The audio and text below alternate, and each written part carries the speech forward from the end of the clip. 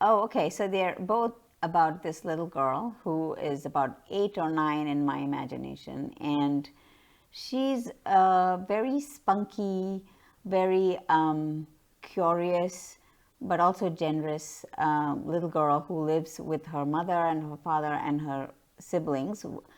Uh, one of which is Sheila, who's about, we don't know, an indeterminate baby age. And so who she has to sort of look after sometimes. And then Ravi, her bigger brother, who's like a big pain. Like she keeps calling him a right royal pain. And teases her endlessly and things like that. So she lives in a, I imagined her as a very modern girl who's just growing up in today's world in a big city in India. But she gets into all kinds of adventures and like seriously into a lot of trouble because she doesn't know how to follow the rules, and so she's breaking a lot of rules all the time. So this book, Maya Saves the Day, is a set of 3 short stories, which is sort of unusual in that it's not a complete. So they're like individual chapters. And so they're about, one is, the first story is about an escaped tiger, which she imagines. It has, according to her dad, it has escaped from the zoo, and then she finds out that it's hiding in her house and tries to get it out of her house. And then what happens, you'll see. And then the second story is about how she goes to a mall and she loses her parents. In the sense, her parents sort of walk all away and she thinks that they are lost and creates all this big hangama around that. And the third story in here is about these puppies who need a home and how they try to adopt these stray puppies and what goes on with that. So those are the 3 short stories in here. This one is about, Maya wants to become a monitor, like she wants to have responsibility of the cupboard. And then she's given a key, and then given who Maya is, because she's also scatterbrained, and she loses the key and then is accused of being a thief because something disappears from the cupboard, and all those shenanigans that go on after that. And so she gets into a big mess in her school.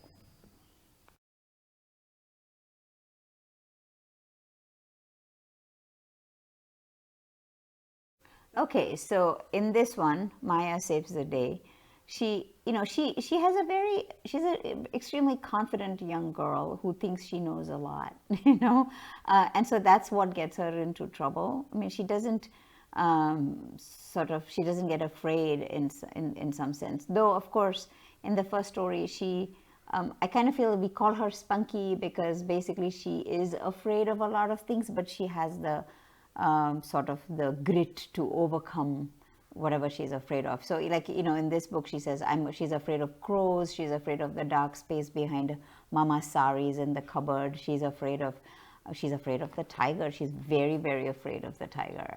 But then when he finally shows up and she has to save Sheila because Sheila's crying every moment, then she's trying all kinds of tricks, and she's very creative in that sense. So she's trying, she takes out the hose and sort of tries to hose the tiger off, or things like that. So she gets into trouble, one, because she's like a little overconfident. At the same time, she's also really afraid, and which is, I think, what most kids are, right? They sort of get scared, but then they also try, okay, let me try and overcome this.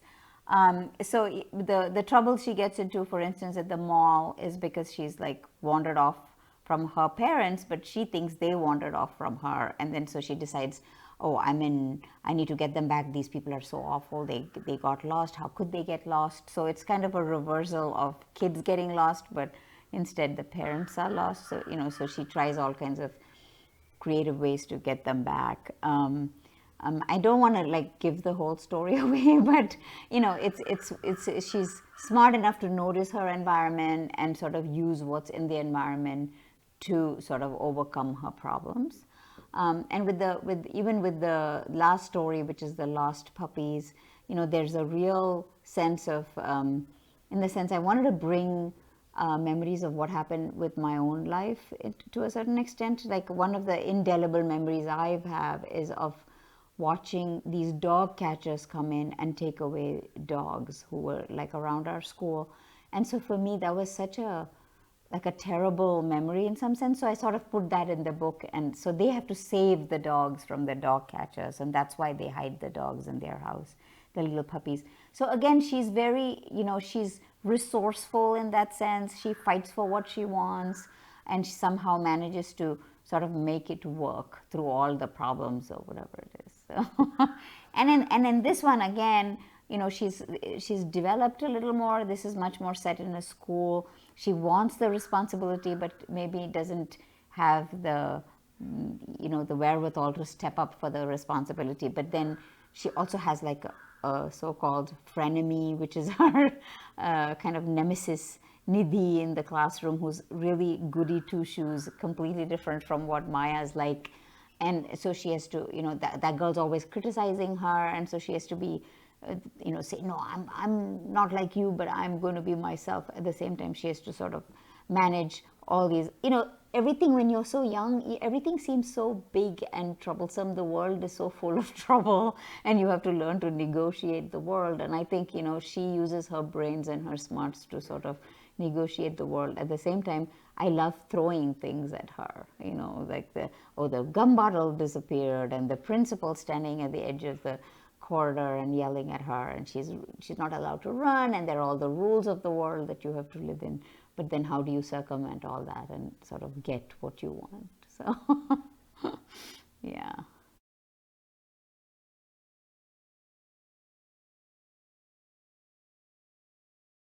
So they are basically sort of small chapters in the sense of chapter book, and they sort of have bite-sized pieces of the story, right? So and the conflict, or what we call, I'm using fictional, like the language of fiction, starts really early on. The characters are put into trouble, like say chapter 1, right? You have a very clear sequence of events, in the sense chapter 1 will sort of introduce the setting and the character and where she lives and who she is, and then chapter 2, the troubles start, and then she has to learn to sort of overcome those problems. The other thing also is that it helps that the language is of a particular level, and you take the I particularly did that with both these books, that I took I was very conscious of who I was talking to, so I would use different synonyms for the same thing in sentences. This was a big, humongous, colossal, things like that, like problem, I would say. So that kids got the idea that there are synonyms for various words, and sort of got a larger vocabulary through reading this. And also in the sense that things happen very fast. So every chapter is a tiny little chapter, and then you're sort of pushed on to the next and the next and the next. So they are kind of plot led in that sense. Though we do wander about a bit, and I do have points where there's like sort of an indulgent quality to sort of what she sees in the world and how she sees it, and how she imagines like the cotton candy are pink clouds, or things like that. So, but at the same time, because they're divided into chapters, there's sort of that imperative of plot that pushes the reader forward. So especially the young reader, there's a need to sort of keep on reading, and we're very conscious of that fact when I write it in chapters. Mm-hmm.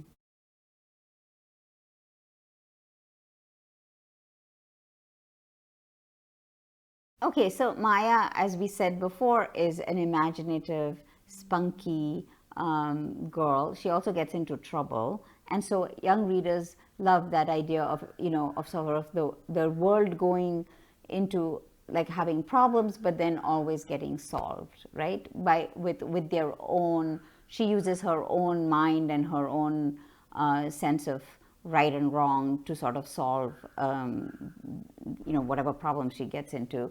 I think they would enjoy that, the fact that there is a way that the reader is led into like this whirl of troubles, and then led out of it, but by using her own her own confidence and her own mind, she sort of solves these problems. The other thing is that they see themselves in these books. I mean, in any book, in any fiction, you have to see yourself to some extent, right? And so they see a girl who's just like them, like ordinary, living with parents, whatever. She's not, doesn't have superpowers or anything like that, but she's just a like an ordinary little girl who actually is able to sort of live her life to the fullest. She has fun, she has friends, she has a fantastic time. At the same time, she's also being, getting into all these scrapes just like them, and has fun doing it. I mean, these are fun books. These are books that they have a sense of joy in them, and that joy comes from who Maya is, how she sort of perceives the world. So I think kids would get that sense of joy and fun, and it's like this is I believe that you need to have fun. Like you have to enjoy. Everything's not a lesson. There's no big moral like thing tied up with a big bow at the end and presented to anyone. It's just they are fun. At the same time, they have hidden qualities of like, what do you do? How do you stand on your own 2 feet? How do you solve the world? What the world is throwing at you? How do you live in harmony with your friends, and how do you live in your family and still manage to go to school and do all the things that you have to do, but have fun doing it, sort of. So.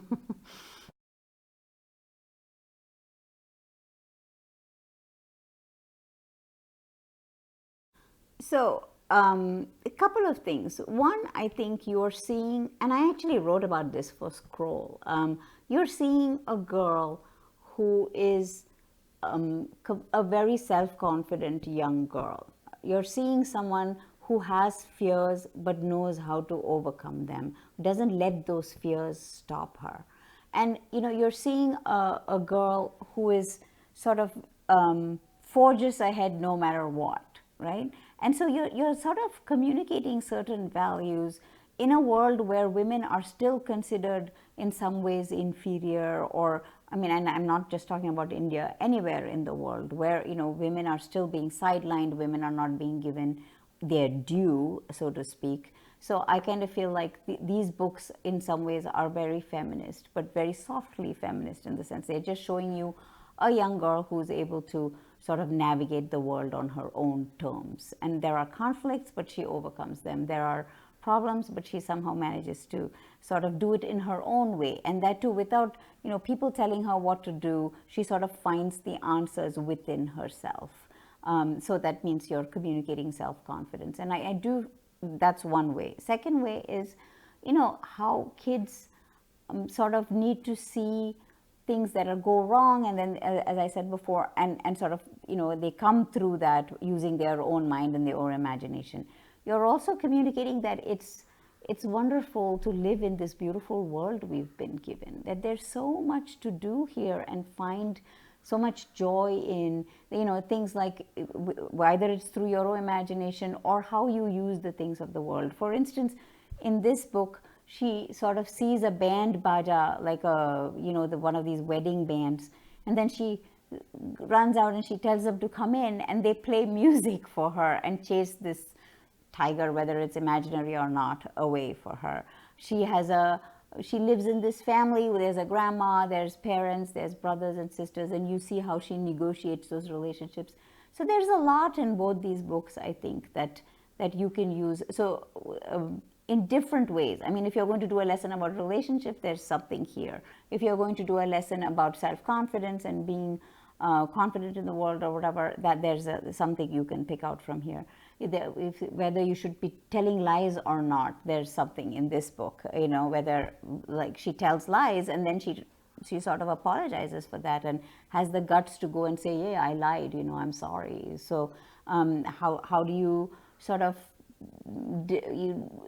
people bully you, in the world, and so then how do you sort of counteract that? So all kinds of, there are many ways to enter these books and use them, I think. So that they're as all good fiction, literary fiction should be able to, or art should be able to give you many ways of looking at it and not show you one way.